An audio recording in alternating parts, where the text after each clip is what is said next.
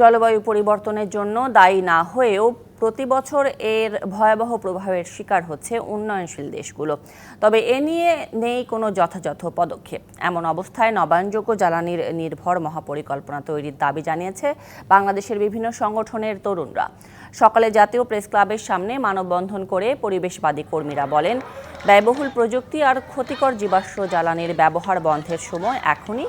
এ সময় বিশ্বজুড়ে জ্বালানি পুড়িয়ে প্রতিনিয়ত কার্বন নিঃসরণে এই অব্যাহত যাত্রা বন্ধ না হওয়ায় উদ্বেগ প্রকাশ করেন তারা।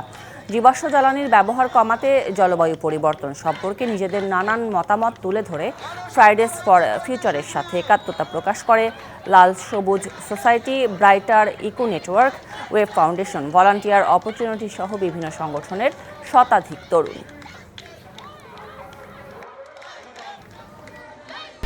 1, 2, 3 ঢাকায় জমি জিতে নিন 100% ক্যাশব্যাক সহ 20 কোটি টাকার পুরস্কার।